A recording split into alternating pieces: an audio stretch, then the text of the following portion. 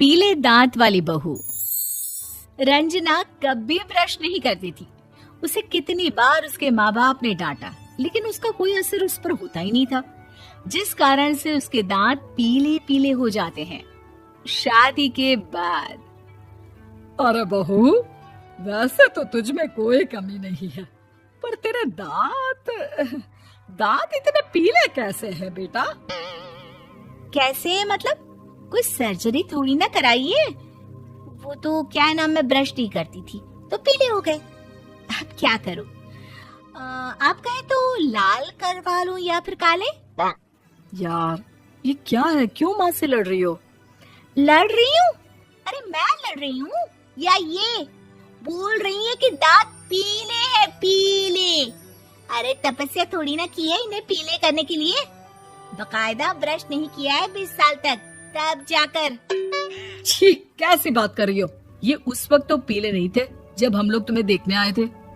अरे तब साफ करवा लिया होगा डेंटिस्ट के पास जाकर। अब देखो कैसे पीले पीले लग रहे हैं। रंजना सास की तरफ गुस्से से देखती है। फिर शुरू हो गई पीले पीले पीले। अरे पीले तो तब भी थे जब मेरे हाथ का रसगुल्ला उड़ा उड़ा कर खा रही थी और बोल रही थी, लड़की नहीं गुणों का खजाना दे रहे भाई साहब आप। खैर, अब वो लोग करते भी तो क्या करते, पीले दांत वाली बहू पल्ले पड़ी थी तो झेलना तो था ही। एक दिन कीर्तन में रंजना गाना गा रही थी। अरे कमला बहन, माँ का द्वार है, यहाँ तो सब शुद्ध होकर आते हैं, फिर अपनी बहू को ब्रश भी नहीं करवाती तुम। दूर से पीले पीले दांत भक्ति में बाधा उत्पन्न कर रहे हैं। अरे कोई 2 साल के बच्ची थोड़ी ना लेकर आई हूँ मैं बहू बनाकर। अच्छी खासी लड़की है, अरे कैसे करवाऊं ब्रश? ये तो उसे खुद करना चाहिए ना। अब माँ बाप तो इसके जैसे तैसे निपटा दिए, ये नहीं सोचा कि सास कैसे संभालेगी। सास बहू को लेकर घर आ जाती है, लेकिन सोच लेती है कि अब इसे लेकर कहीं नहीं जाएगी। अगले रोज बहू कहती है, अरे क्या हो गया, मंदिर नहीं जाना क्या? कीर्तन का वक्त हो रहा है। मेरी मधुर वाणी से कान्हा जी जागते हैं और सोते हैं। आप तो जानती है ना उनकी भक्ति में कितना मन लगता है मेरा। वो क्या है ना, तबीयत ठीक नहीं लग रही है मेरी, आराम करूंगी मैं। तबीयत ठीक नहीं लग रही? अभी तो मिथुन के गाने पर नाच रही थी आप, और अब बोल रही है कि तबीयत ठीक नहीं लग रही। अरे भक्ति में मन लगा लो सासू माँ, ऊपर जाना है, क्या मुंह दिखाओगी आप? हाँ? सास को बहू की बात पर गुस्सा आ जाता है। मैं क्या मुंह दिखाऊंगी, इसकी चिंता तो ना कर, समझी?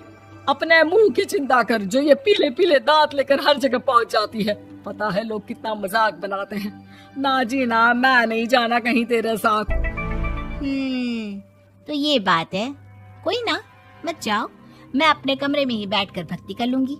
ऊपर वाला दांत थोड़ी ना देखता है, मन देखता है, भावना देखता है। और अरे बस बस, तू सब कुछ दिखा, बस ये सफेद चमकदार दांत ना दिखाना किसी को, है? जा यहाँ से। बहू को सास की बात का कोई फर्क नहीं पड़ता, वो तो जैसी थी वैसी ही रह जाती है। सुबह नहाकर किचन में खाना बनाना, फिर खाना खाना, कीर्तन भजन करना और सो जाना। एक दिन, माँ जी मैं सहेली के घर जा रही हूँ, शाम को लेट आऊंगी। हाँ हाँ तो जाना, मैंने कौन सा तेरी आरती करनी है घर पर बैठकर। रंजना सहेली के घर जाती है, जहाँ वो पार्टी में जाने की तैयारी कर रही होती है।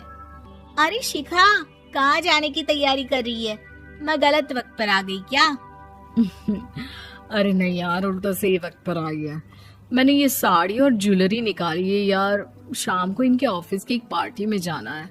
बताना कैसा लग रहा है ये सब? नहीं यार, इस ड्रेस के साथ तो वो वाली ज्वेलरी अच्छी लगेगी। हाँ हाँ सही बोल रही है, मैंने ध्यान ही नहीं दिया। वैसे तो हमेशा से मस्त फैशन सेंस रखती है। तो बड़ा जाती होगी ना पति के साथ पार्टी में। रंजना कुछ नहीं बोलती, बस सोचती है कि यार काश ये बात सही हो जाती, पर मैं क्यों नहीं जाती पार्टी में? क्या इन लोगों की कोई पार्टी होती नहीं होगी? रंजना घर आती है और रात में पति से सवाल करती है, एक बात बताइए, आप मुझे किसी पार्टी में क्यों नहीं ले जाते? क्या आपकी यहाँ ऑफिस में पार्टी नहीं होती? पति बेचारा क्या कहता कि दांत पीले हैं तुम्हारे इसलिए। अरे कोई पार्टी होती नहीं हम लोगों के ऑफिस में, तो कहाँ से लेकर जाऊं? और मार्केट, मॉल, कहीं वीकेंड घूमना, कहीं तो। अरे यार, सारे हफ्ते में एक छुट्टी मिलती है, तो सोचता हूँ कि आराम ही कर लूं। क्यों?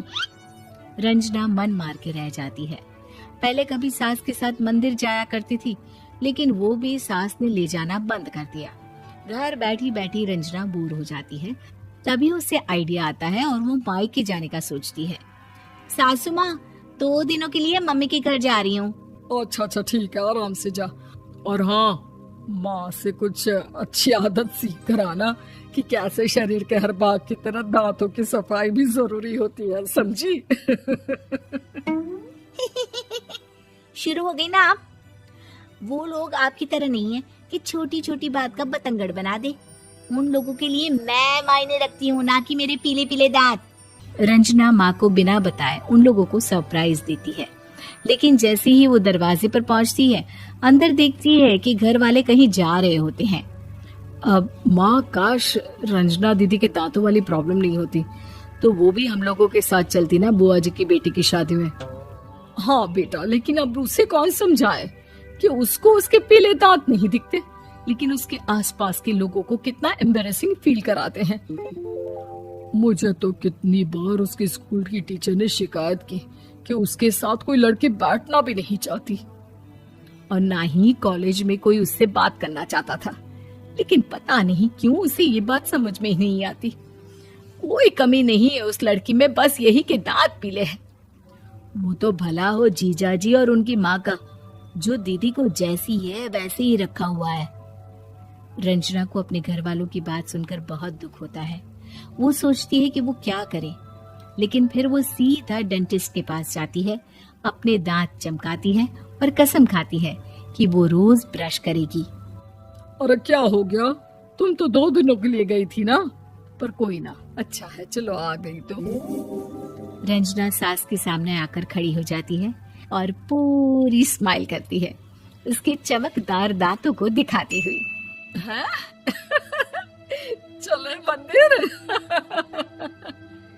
माँ, मुझे माफ कर दीजिए, मैंने आप लोगों को बहुत एम्बैरेसिंग फील करवाया।